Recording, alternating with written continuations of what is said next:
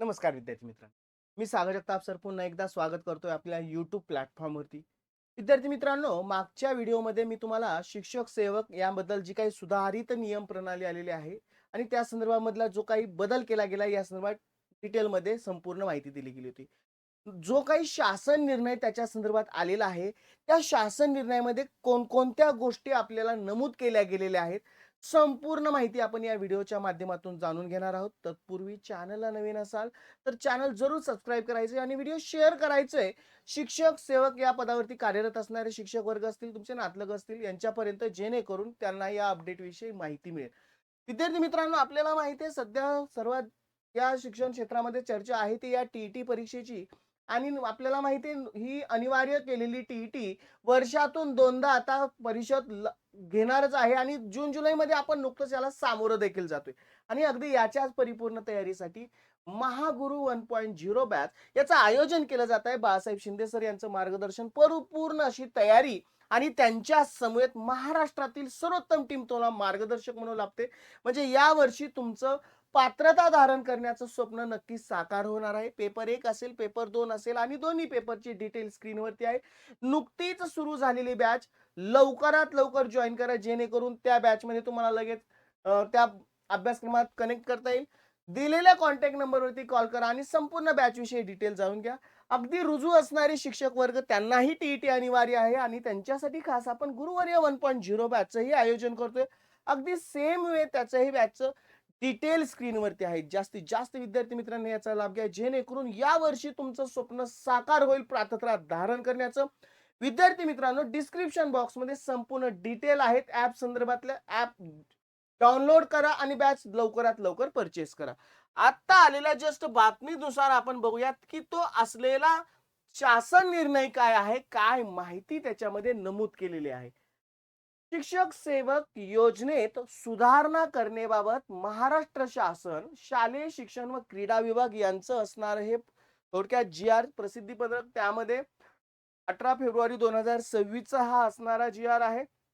यामध्ये नमूद काय केलेलं आहे प्रस्तावनेमध्ये, राज्यातील स्थानिक स्वराज्य संस्थांच्या शाळा तसेच 100% अनुदानित खाजगी शाळा, ज्यामध्ये प्राथमिक, उच्च प्राथमिक, माध्यमिक, उच्च माध्यमिक शाळा तसेच अध्यापक विद्यालय, शासकीय विद्यानिकेतने व सैनिकी शाळा यांचा समावेश आहे. बरोबर, अशा सर्व शाळांना सन 2000 पासून शिक्षक सेवक योजना लागू झाली.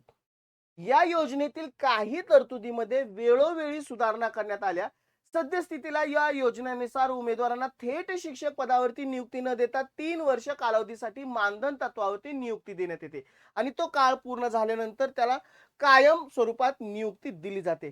आणि अगदी त्याच्याच पार्श्वभूमीवरती संपूर्ण माहिती दिलेली आहे की बऱ्याच वेळा काय होत होतं की या सेवेवरती असणाऱ्या शिक्षकांचे जे शिक्षक सेवक पदावरती आहेत यांना काही नवीन ठिकाणी बदली होते. बरोबर, किंवा नवीन होणाऱ्या भरती प्रक्रियेमध्ये ज्यावेळेस आता या पवित्र पोर्टल प्रणालीद्वारे ज्यावेळेस त्यांची भरती होते, त्यावेळेस तो मागे ज्यावेळेस त्यांनी 1 वर्ष असेल, 2 वर्ष असेल, तो जो काळ त्यांनी सेवा बजावली आहे त्याची गणना पुढच्या नवीन पदावरती नियुक्त झाल्यावरती होत नसत. याचा शिक्षक म्हणजे शिक्षक सेवक असणाऱ्या पदावरती जे कार्यरत असणारे शिक्षक आहेत त्यांच्या मनामध्ये खूप या संदर्भामध्ये खूप शंका होत्या किंवा अनेक त्या संदर्भामधलं भाष्य देखील त्या वर्गातल्या शिक्षक किंवा त्या पदावरती असणाऱ्या शिक्षकांनी केलं. शासनालाही या गोष्टीची दखल घ्यावी लागली आणि त्यांनी त्या बाबतीत हा अन्यायकारक निर्णय आहे हा सुद्धा त्यामध्ये नमूद केला. अगदी त्यामध्ये त्यांनी सांगितलेलं आहे की ती कारवाई करण्यासाठीची मग त्यांनी निर्णय काय दिलेला आहे तो महत्वाचा जाणून घ्यायचा की राज्यातील स्थानिक स्वराज्य संस्थांच्या शाळा यामध्ये संपूर्ण आता जस्ट पाहिलं की कोणकोणत्या शाळा त्यामध्ये नमूद केलेल्या आहेत. सदर शासन निर्णय निर्गमित होण्याच्या दिनांकात ज्या उमेदवाराला शिक्षक सेवक कालावधी चालू आहे केवळ अशाच उमेदवारांना हा लाभ अनुज्ञेय असेल. शासन निर्णय निर्गमित होण्याच्या दिनांकापासून ज्याच्या शिक्षण सेवक कालावधी पूर्ण होऊन नियमित नियुक्ती झाली असेल अशा शिक्षकांना हा लाभ अनुज्ञेय असणार नाही. म्हणजे ज्यांचा पूर्णतः तो शिक्षक सेवक काळ पूर्ण झालेला आहे, आता ते कायम स्वरूपी नियुक्त झालेले आहेत. आता यांना त्या त्या या नवीन बदलाचा त्यांच्यासाठी हा लाभ करता येणार नाही. जे आता सध्या शिक्षक सेवक कार्यरत आहेत, ज्यांनी 1 वर्ष असेल, 1.5 वर्ष असेल, 2 वर्ष म्हणजे 3 पेक्षा कमी कालावधीचं शिक्षण सेवक या पदावरती काम केलं असेल, बदली झाली असेल किंवा पुन्हा नवीन नियुक्ती झाली असेल, अशा शिक्षकांचा तो कालगणना त्यामध्ये इन्क्लूड केला जाईल. म्हणजे जो पूर्वी जो असणारा जो अन्यायकारक निर्णय होता, तो आता बदल केला जाईल.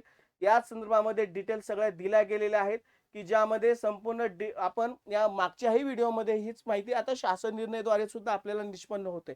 याचा फायदा काय होईल, की ज्या शिक्षक सेवक म्हणून काम करत आहेत, त्यांच्या 1 वर्षाची, 2 वर्षाची, 3 पेक्षा कमी असेल याची गिनती होईल आणि त्यांना अगदी कमी कालावधीमध्ये नियुक्ती म्हणजे कायम या पदावरती नियुक्ती होईल. बदली प्रक्रियेमध्ये जो काही महत्त्वाचा अडथळा होता हा शिक्षक सेवक याही ब या नियमामुळे आता काय होईल तिथंही अशा प्रकारच्या अडचणी निर्माण होईल. कारण आपल्याला माहिती आहे आता सध्या ते शिक्षक सेवक पदावरती आहेत आणि आता नुकतीच 3री टेट संपन्न झाली. त्यांच्या देखील नवीन नियुक्त्या होणार आहेत. त्यांना सुद्धा या बदलाचा लाभ घेता येणार आहे. माहिती कशी वाटली कमेंट बॉक्स थ्रू जरूर कळवा. चॅनलला नवीन असाल तर चॅनल जरूर सबस्क्राईब करायचं आहे आणि व्हिडिओ आवडला असेल तर लाईक करायला विसरायचं नाही. धन्यवाद.